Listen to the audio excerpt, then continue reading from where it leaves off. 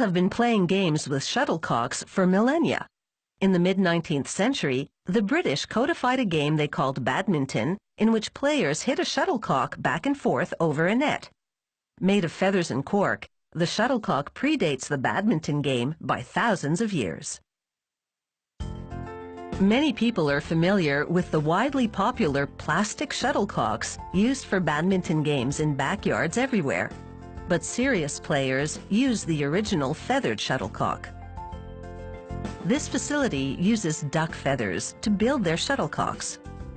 Once delivered, workers start by aligning them with the feather side up and storing them in cups in preparation for the next phase of production. Having the feathers aligned makes it easier for a worker to feed them one by one into a specialized sorting machine. This device has 26 different sensors that measure the parameters of each feather. The feathers must be a specific size and have a precise angle to them. The machine sorts feathers of the same size and angle into different bins. Sometimes the sensors are unable to measure certain feathers, and they fall into a separate bin. A worker uses a specially calibrated chart to measure these feathers by hand. The tips of these shuttlecocks are made of cork and synthetic foam covered with white leather. It's time to start assembling the shuttlecocks. Each shuttlecock must have exactly 16 feathers, which must be all precisely the same length. The punching machine begins the assembly process. It starts by punching 16 holes in the perimeter of the shuttlecock tip. The worker feeding the feathers into the device must keep pace with the machine, which is producing shuttlecocks at the rate of 1 per minute.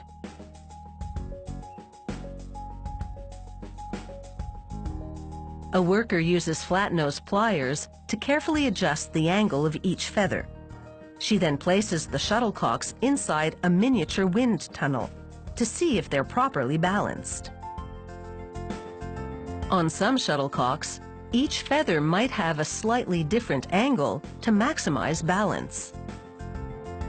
Once the angle of the feathers has been adjusted, they're transferred to a machine engineered to apply a bead of glue around the interior perimeter of the shuttlecock tip. This helps fix the stems of the feathers in place. To further stabilize the feathers, workers place them in a specialized sewing machine that binds them securely together with 2 rows of thread.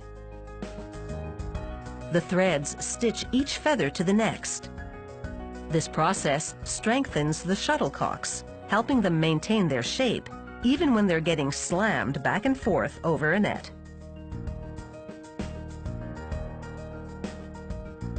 When the machine has finished stitching a shuttlecock, a worker ties off the thread to keep it from unraveling and cuts off the excess. Finally, she evens out the thread rows. With the threads in place, the shuttlecocks must undergo a final tuning. A worker once again adjusts the feathers to ensure proper balance. A machine applies glue to the threads on the shuttlecock, locking them in place to give them the necessary rigidity. The thread is calibrated to quickly absorb glue.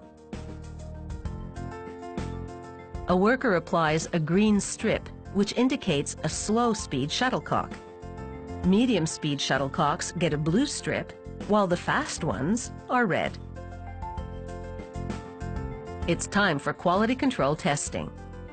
A machine equipped with a racket-like arm fires the shuttlecocks to a waiting worker.